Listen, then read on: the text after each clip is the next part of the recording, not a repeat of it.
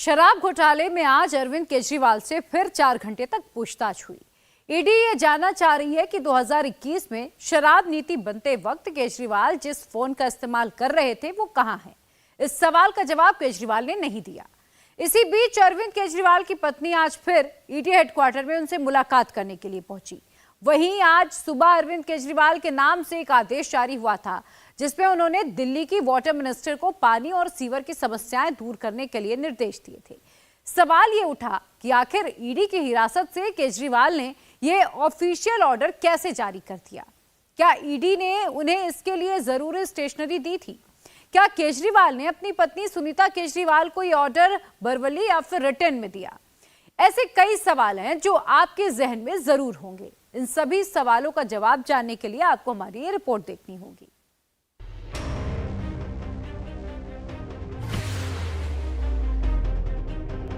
गिरफ्तारी के लगभग 59 घंटे बाद ईडी की हिरासत में कैद अरविंद केजरीवाल ने अपना पहला हुक्मनामा जारी किया। मुझे पता चला है कि दिल्ली के कुछ इलाकों में पानी और सीवर की काफ़ी समस्याएं हो रही हैं। इसे लेकर मैं चिंतित हूं। चूंकि मैं जेल में हूं, इस वजह से लोगों को ज़रा भी तकलीफ नहीं होनी चाहिए। जनता की समस्याओं का तुरंत और समुचित समाधान होना चाहिए। आज सुबह जब केजरीवाल का यह हुक्मनामा जारी होने की खबर आई तो इसके फौरन बाद दिल्ली सरकार की जल मंत्री आतिशी ने कैमरे पर आकर लोगों को यह बताने की कोशिश की कि दिल्ली का मुख्यमंत्री कैद में होने के बाद भी दिल्ली की बेहतरी के लिए फिक्रमंद है। मुख्यमंत्री के तौर पर अरविंद केजरीवाल जी लगातार मंत्रियों के कामों का रिव्यू करते हैं, उनको आदेश देते हैं। हमें कभी सुबह फ़ोन पे कॉल करते थे, कभी व्हाट्सएप पे आदेश देते थे। हर विभाग के काम पर वो एक क्लोज सुपरविजन हमेशा बतौर मुख्यमंत्री रखते आए। क्योंकि अब वो केंद्र सरकार की हिरासत में है, वहाँ से भी उन्होंने पूरी निगरानी रखी हुई है। और क्योंकि पानी की समस्या गर्मियों में एक बड़ी समस्या हो सकती है, क्योंकि पानी की समस्या पे लगातार प्रॉब्लम चल भी रही थी, इसलिए उन्होंने प्रायोरिटी पर पानी की समस्या को ठीक करने को कहा है। जो अरविंद केजरीवाल जी के आदेश आए हैं, इनके आधार पर आगे अफसरों को डायरेक्शंस दी जाएंगी। गिरफ्तार होने के बाद भी अरविंद केजरीवाल जी सिर्फ दिल्ली वालों के बारे में सोच रहे हैं, दिल्ली वालों के कामों के बारे में सोच रहे हैं। और आज मैं अरविंद केजरीवाल जी की तरफ से आपको ये आश्वस्त करती हूँ कि दिल्ली के मुख्यमंत्री अरविंद केजरीवाल भी आज भी दिल्ली की पूरी व्यवस्था को निगरानी में रख रहे हैं और दिल्ली वालों की देखरेख कर रहे हैं।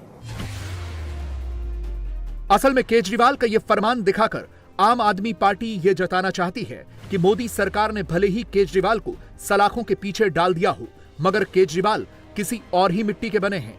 वो ईडी की हिरासत में भी जनता की चिंता में तल्लीन हैं। उन्हें गिरफ्तारी से कोई फर्क नहीं पड़ा है। पर क्या वाकई ऐसा है? क्या सचमुच अरविंद केजरीवाल ने ईडी की हिरासत में रहते हुए आदेश जारी किया है? आम आदमी पार्टी ने केजरीवाल की तरफ से जारी जिस फरमान को पब्लिक डोमेन में रखा है, उसकी बारीकी से पड़ताल करने पर ऐसे कई सवाल उठते हैं जिनके जवाब हमारे सामने नहीं हैं। केजरीवाल की इस चिट्ठी या आदेश में दिल्ली सरकार का लोगो नहीं है, तारीख नहीं है, नीचे अरविंद केजरीवाल के दस्तखत भी नहीं है। अब जरा इसकी तुलना अरविंद केजरीवाल के पुराने खतों से करते हैं। दिल्ली के मुख्यमंत्री की आधिकारिक हैसियत से अरविंद केजरीवाल ने 21 जून 2023 को एक लेटर दिल्ली के लेफ्टिनेंट गवर्नर वीके सक्सेना को लिखा था। इस चिट्ठी पर बारीकी से नजर डालिए। ऊपर की तरफ अरविंद केजरीवाल का नाम है, दफ्तर का पता और फोन नंबर दर्ज हैं। उनके नीचे हाथ से फाइल नंबर और तारीख 21 जून 2023 लिखी हुई है। करीब 4 पेज की इस चिट्ठी के आखिरी यानी चौथे पन्ने के आखिर में दाईं ओर अरविंद केजरीवाल के नाम के ऊपर उनके साइन बने हैं और नीचे बाईं ओर उपराज्यपाल वीके सक्सेना का नाम और पता लिखा है। लेकिन जब हम 21 जून 2023 की केजरीवाल की इस चिट्ठी की तुलना आज रिलीज किए गए लेटर से देखते हैं तो बस यही पता चलता है कि दिल्ली सरकार के ऑफिशियल वर्क के लिए इस्तेमाल होने वाले कागज पर कुछ लाइनें टाइप करके उन्हें केजरीवाल के नाम से जारी किया गया है। इसीलिए बीजेपी ने ईडी की हिरासत से जारी केजरीवाल के इस हुक्मनामे को पूरी तरह से फर्जी बताया है और ऐसा करने वालों के खिलाफ क्रिमिनल केस चलाने की मांग की है। मैं बताना चाहता हूं ये एक फोर्ज लेटर है, ये बहुत बड़ा फ्रॉड किया है, ये क्रिमिनल कॉन्स्पिरेसी है। चीफ मिनिस्टर के ऑफिस को हाईजैक किया गया है, अनकॉन्स्टिट्यूशनल तरीके से उसको ऑपरेट किया जा रहा है, उन लोगों द्वारा हदायत दी जा रही है जिनके पास अधिकार नहीं है, क्योंकि अरविंद केजरीवाल जी ईडी की कस्टडी में है। ऐसे में अगर उनको कोई भी ऑर्डर पास करना है चीफ मिनिस्टर को, या वो फोन पर पास कर सकते हैं, वो मेल से पास कर सकते हैं, व्हाट्सएप से कर सकते हैं, लेकिन वो ऑर्डर अपने प्रिंसिपल सेक्रेटरी को या सेक्रेटरी को देंगे, वह भी वो जो उन्होंने खुद अपने साथ लगाया हो और जिसकी परमिशन एलजी ने दी हो। ऐसे में किसी और को अधिकार नहीं है बिना चिट्ठी नंबर के, बिना किसी ऑफिस ऑर्डर नंबर के, और खास तौर पर बिना किसके ब्याह पे किसने ऑर्डर करके निकाला, किसी अधिकारी के इस पे साइन नहीं है। बहुत स्पष्ट है, या तो इसको आतिशी जी ने ऑपरेट कराया है सीएम ऑफिस को, या मिसेस अरविंद केजरीवाल जी ने ये हदायत दी है। चीफ मिनिस्टर ऑफिस को अनकॉन्स्टिट्यूशनल अनलॉफुल तरीके से ऑपरेट करना, ये बहुत बड़ा क्रिमिनल ऑफेंस है। इस क्रिमिनल कॉन्स्पिरेसी में कौन कौन लोग इन्वॉल्व हैं, कैसे ये ऑफिस को इस्तेमाल किया गया, किसने ये चिट्ठी बनाई, किसने चिट्ठी बनवाई, किसने चिट्ठी टाइप की, किसने चिट्ठी इशू की, ये सारी बातें एक क्रिमिनल हैं। चिट्ठी को लेकर कई और सवाल भी उठते हैं। क्या अरविंद केजरीवाल को ईडी ने ऑफिस के लिए जरूरी बुनियादी सामान जैसे पेन, कागज और कंप्यूटर दिया है, या फिर केजरीवाल के नाम से यह चिट्ठी पहले से तैयार थी और समय आने पर इसे पब्लिक डोमेन में रख दिया गया? ईडी सूत्रों का दावा है कि दिल्ली के मुख्यमंत्री अरविंद केजरीवाल को ईडी हेडक्वार्टर में रिमांड के दौरान ना तो कोई कंप्यूटर दिया गया और ना ही कोई पेपर, जबकि आम आदमी पार्टी के नेता जिस ऑर्डर को दिखा रहे हैं वो टाइप किया हुआ है। ऐसे में इस ऑर्डर पर सस्पेंस और भी बढ़ गया है कि आखिर ये ऑर्डर क्या आम आदमी पार्टी के नेताओं ने ही टाइप किया। ईडी सूत्रों का कहना है कि शनिवार को कोर्ट के आदेश के अनुसार सुनीता केजरीवाल को अरविंद केजरीवाल से मिलवाया गया था और प्रॉपर चेकिंग के बाद ही उनकी एंट्री ईडी हेडक्वार्टर में हुई थी। केजरीवाल ने अपनी पत्नी को कोई भी पेपर नहीं दिया था। अब ईडी आपके नेताओं के इस दावे की भी जांच करवा रही है। अगर हम अरविंद केजरीवाल के ट्विटर हैंडल पर जाकर देखें तो 20 दिन पहले का एक ट्वीट नजर आता है। अरविंद केजरीवाल ने यह ट्वीट 5 मार्च को किया था, जिसमें उन्होंने दिल्ली के लेफ्टिनेंट गवर्नर वीके सक्सेना के ट्वीट का जवाब देते हुए केराड़ी और बुराड़ी इलाकों में सीवर और गंदगी की समस्या को सॉल्व करने की बात कही थी।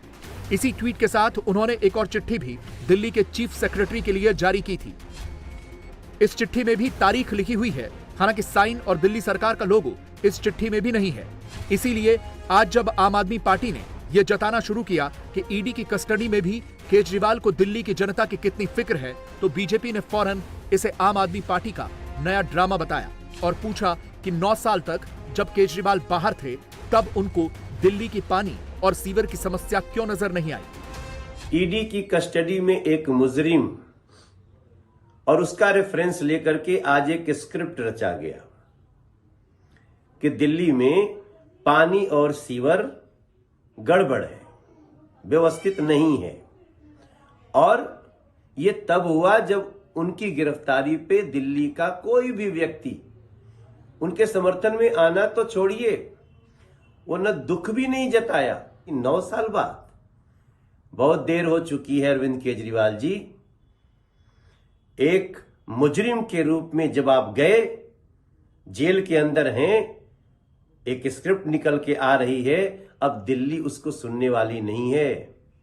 दिल्ली अब आपके ऊपर विश्वास खो चुकी है और मेरा पूरा विश्वास है कि आज उन्होंने जो स्वयं स्वीकार कर लिया कि पिछले 9 साल से दिल्ली की व्यवस्था बद से बदतर होती गई है, फिर अब आपके लिए सहानुभूति का कोई भी न तो शब्द और न ही कोई प्रदर्शन आपको देखने को मिलेगा। आपने जो किया है वो भरिए। बीजेपी की यह बात बिल्कुल सही है, लेकिन केजरीवाल के हुक्मनामे के जरिए असल में आम आदमी पार्टी दिल्ली की जनता से ज्यादा एक पॉलिटिकल मैसेज बीजेपी को ही देना चाहती है। मैसेज यह है कि गिरफ्तारी के बाद भी केजरीवाल के हौसले बुलंद हैं।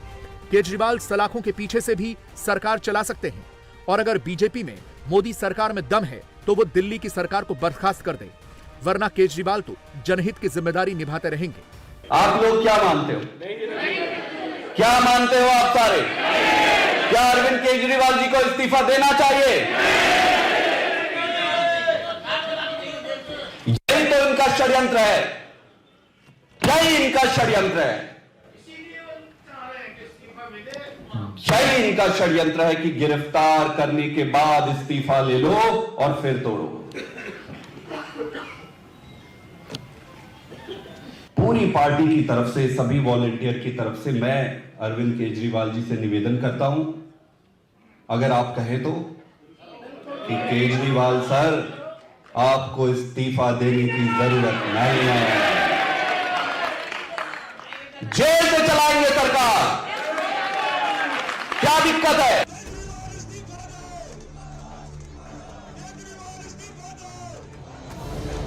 वहीं बीजेपी ने इसे केजरीवाल के पुराने नारों और दावों से जोड़ दिया है। गिरफ्तारी के बाद से ही दिल्ली में बीजेपी केजरीवाल के इस्तीफे की मांग को लेकर प्रोटेस्ट कर रही है।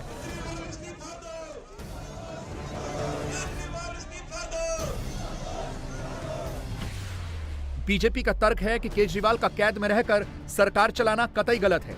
केजरीवाल को इस्तीफा देकर मुख्यमंत्री की कुर्सी किसी और को सौंप देनी चाहिए। अब जरा इस बात के कानूनी पहलू को भी देख लेते हैं कि क्या जेल से सरकार चलाई जा सकती है। चूंकि केजरीवाल पहले ऐसे मुख्यमंत्री हैं जिन्हें करप्शन के मामले में एक जांच एजेंसी ने गिरफ्तार किया है, इस वजह से जेल से सरकार चलाने की कोई और मिसाल देश में नहीं मिलती। हालांकि 29 सितंबर 2014 को तमिलनाडु की मुख्यमंत्री रहते हुए जयललिता को भी गिरफ्तार किया गया था, लेकिन जयललिता को करप्शन के एक केस में सजा होने के बाद कस्टडी में भेजा गया था और जयललिता ने सजा होने के तुरंत बाद ओ पनीरसेल्वम को अपनी जगह तमिलनाडु का मुख्यमंत्री बनाकर राजपाट सौंप दिया था। अभी तो केजरीवाल ईडी की कस्टडी में है, जहां ये ईडी या कोर्ट पर निर्भर है कि उन्हें सरकार चलाने के लिए बेसिक सुविधाएं दे या न दे। लेकिन अगर केजरीवाल को ईडी की रिमांड खत्म होने के बाद भी बेल नहीं मिलती और उन्हें जेल भेजा जाता है, तो केजरीवाल के लिए जेल से सरकार चलाना शायद आसान हो। दिल्ली प्रिजन एक्ट 2000 के मुताबिक जेल प्रशासन किसी भी इमारत को जेल घोषित कर सकता है। फिर वहां पर सरकार चलाने की बुनियादी सुविधाएं जैसे कि ऑफिस, कलम, कागज, इंटरनेट, फोन या कंप्यूटर जैसी सुविधाएं दी जा सकती हैं और केजरीवाल वहां से सरकार चला सकते हैं। कोर्ट ने सहारा इंडिया के प्रमुख सुब्रत रॉय सहारा को ऐसी परमिशन दी भी थी।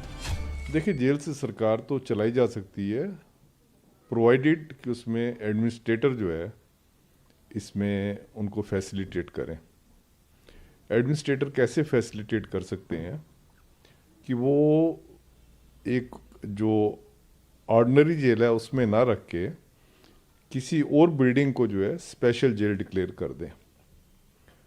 जब कोई और बिल्डिंग स्पेशल जेल डिक्लेयर होती है तो उसमें आप उनको ट्रांसफ़र करके वहाँ पे आप उनको फैसिलिटेट कर सकते हैं कि जहाँ पे आप वो टेलीफोन आप दे सकते हैं, आप उनको वीडियो कॉन्फ्रेंसिंग दे सकते हैं, आप वहाँ पे उनकी जो है पर्सनल मुलाकातें रोज़ अलाउ कर सकते हैं।